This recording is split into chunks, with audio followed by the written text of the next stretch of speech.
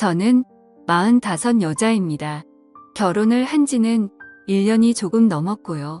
남편은 저보다 5살 연하입니다.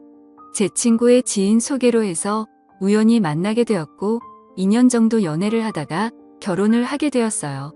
남편은 저보다 또 2~5살이나 연하다 보니까 아직 사회초년등 무렵이었고 그나마 조금 더 안정적이고 자리를 잡은 제가 남편과 연애를 할 때 항상 돈을 더 부담했던 것 같아요.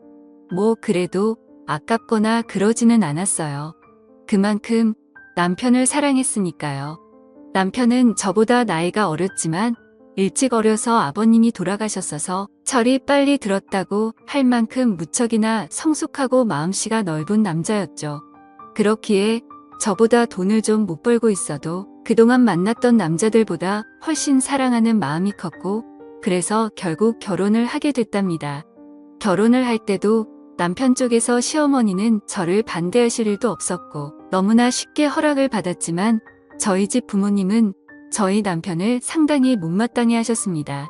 부모님이 한 분이 안 계신다는 것도 좋게 보지 않으셨고 형편이 좋지 못하다는 검한 아이가 어리다는 것이다. 그리고 남편이 직장을 다니지만 그렇게 자랑할 만한 직장은 아니고 어떻게 보면 변변찮은 직장이었기에 저희 부모님은 정말 많은 반대를 하셨죠. 하지만 자식 이기는 부모 없다고 하죠. 저희 부모님도 결국에는 제 뜻을 따라주셨고 결국 결혼을 하게 됐답니다. 결혼 비용은 당연히 제가 더 많이 부담을 했고요.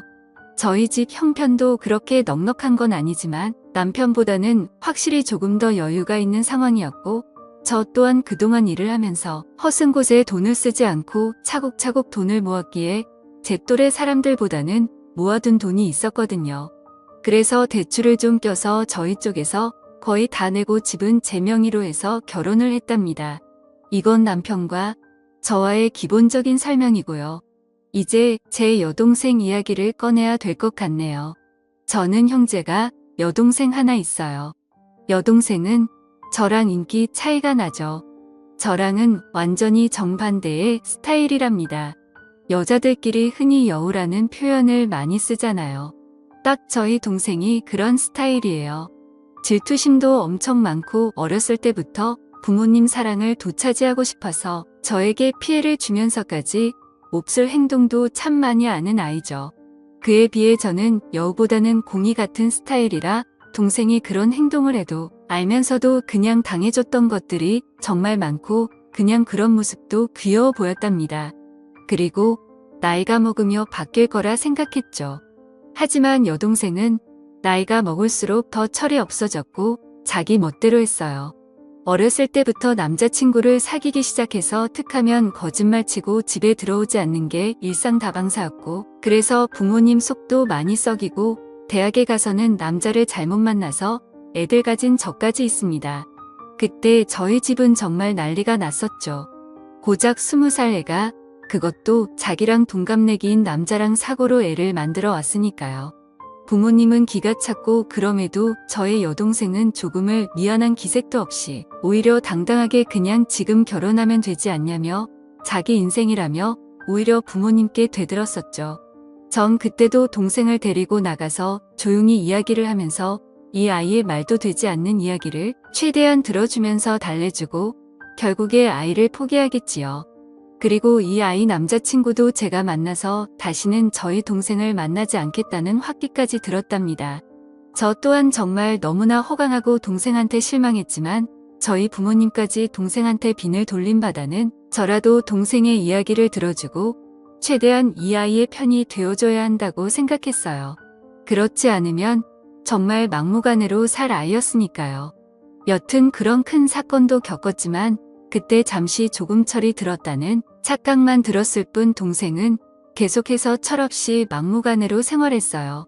성적도 좋지 않아서 지방에 있는 전문대를 들어갔었는데 거기서도 감신이 졸업을 하고 나와서 거의 1년 가까이는 부모님에게 용돈을 받으며 매일 술을 마시고 남자를 만나며 살다가 돈이 부족하면 저에게도 항상 용돈을 달라고 조르고 결국 제가 동생 손을 부여잡고 동생에게 진지하게 말을 한 후에야 직장에 들어갔습니다. 사무직 일을 하는 직장이 아니고 그냥 매장 관리 쪽에서 직원으로 들어갔죠. 별거 아닌 거였지만 전 그래도 동생이 이제야 자기 힘으로 뭘 한다는 것에 기뻤어요. 여튼 그렇게 이 아이도 조금은 달라지고 있구나라는 생각이 들 무렵 저는 연애를 하기 시작했고 당시 남편에게도 제 여동생을 소개시켜 주셨죠. 결혼까지 생각한 사이였으니까 당연히 제 여동생을 보여준 것이었고 여동생은 저희 남편은 되게 좋아했었어요. 앞에서도 말했듯이 저희 남편이 저보다 더 성숙한 사람이었고 그렇기에 여동생이 저희 남편에게 정말 버릇없이 굴고 예의 없이 행동해도 남편은 다 귀엽다라고 하며 여동생의 인석을 다 받아줬어요. 그러다 보니까 어느 순간부터는 여동생이 먼저 저희 남편을 불러서 같이 놀자고 조르기 시작했고요. 저는 그래도 여동생이 저희 남편을 좋아하고 잘 따르는 것을 안 돌려고 남편 또한 여동생을 정말 귀여운 동생이라고 생각하는 것이 보여서 결혼 전부터 3명 중종 모여서 많이 놀았습니다. 그리고 여동생이 남편에게 따로 연락을 하고 만나자고 전화를 해도 저는 그냥 아무렇지도 않았어요. 왜냐하면 여동생이 워낙에 철부지다 보니까 친구도 몇 명 없었거든요. 그렇기에 이 아이에게도 의지할 사람이 필요하고 그게 제 남편이면 더할 나위 없이 좋겠다고 생각하는 저였습니다. 남편 또한 저에게 여동생과 연락하거나 둘이 만나는 일이 있어도 항상 저에게 말을 했었죠. 그렇게 관계를 유지하다가 결혼을 하게 돼서 신혼여행을 갈 때도 여동생은 본인도 따라가겠다고 엄청 째를 썼습니다. 그때 정말 애먹었어요. 하지만 남편이 하루 내내 동생을 달래서 겨우 뜯어말리고 다녀왔죠. 그렇게 신혼여행도 다녀오고 행복한 결혼 생활을 하고 있던 무려 어느 날 갑자기 여동생이 저희 신혼집에 찾아왔어요. 그것도 아주 밤늦게 말이죠. 저와 남편은 깜짝 놀라서 무슨 일이냐고 물었지만 대답을 하지 않더라고요.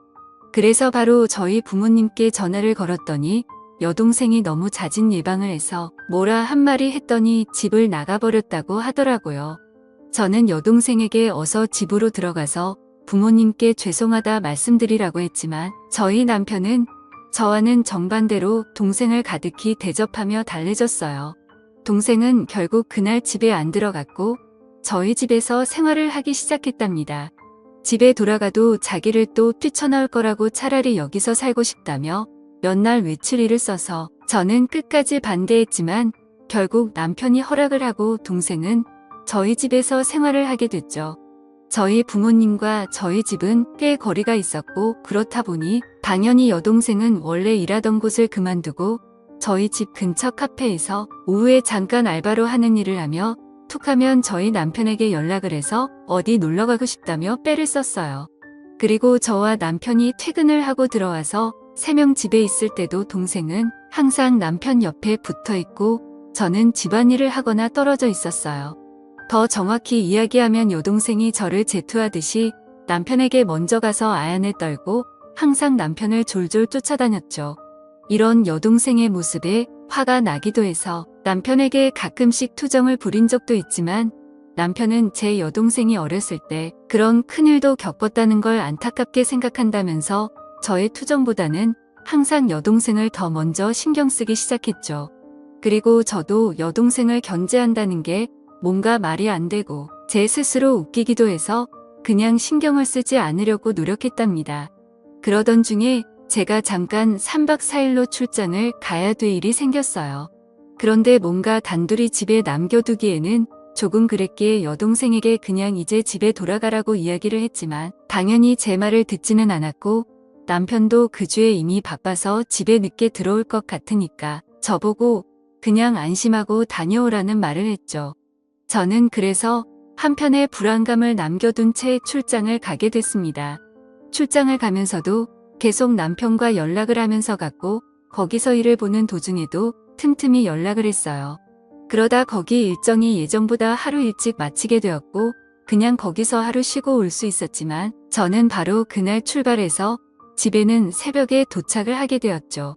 그렇게 집 비밀번호를 열고 들어가는데 우선 눈에 보이는 거실에는 안주거리라고 보이는 여러 음식과 함께 술이 있었고 저는 바로 동생 방에 가고 왔지만 동생 없기에 불안한 마음으로 문이 닫혀 있는 저와 남편의 침실이 있는 방에 눈을 열었더니 남편과 동생이 한 침대에 누워 있더라고요. 저는 그 순간 정신이 멍했습니다. 아니, 그 상태로 몇 초 정도를 아무 말도 못하고 있었던 것 같아요. 그 후에 일어나고 나서야 정신이 번쩍 들었고 소리를 질렀죠. 그때 남편과 여동생은 깜짝 놀라 채로 일어나더라고요. 둘이 변명하기도 전에 당황해하는데 그냥 딱 불륜 현장이 들켜서 행동하는 남자와 여자 같더라고요. 저는 그 꼴을 도저히 볼 수가 없어서 집에서 나갔고 그날 제 차 안에서 밤을 새고 그 다음날 집으로 들어갔습니다. 남편과 여동생은 일을 나간 상태였고 집에는 아무도 없었죠. 먹은 것도 깨끗이 치워놨더라고요.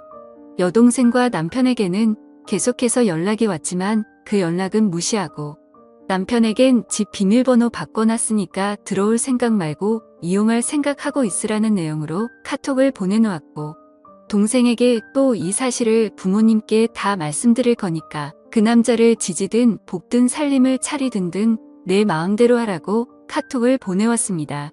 당연히 집 비밀번호는 바꿔놨고요. 그날 결국 남편과 여동생은 채집에 들어올 수가 없었습니다. 제 여동생은 본가를 돌아갔지만 제가 이미 이런 사실을 저희 부모님께 말씀드려놨기에 본가에서도 쫓겨났고요. 남편은 계속해서 오해라며 연락이 오고 있는 상태이지만 저는 이혼 소송을 준비 중이랍니다. 여동생과는 가족의 연을 끊을 것이고요. 저한테 이런 일이 벌어졌다는 게 아직도 안 느끼네요. 지금까지 제 사연을 들어주셔서 감사합니다.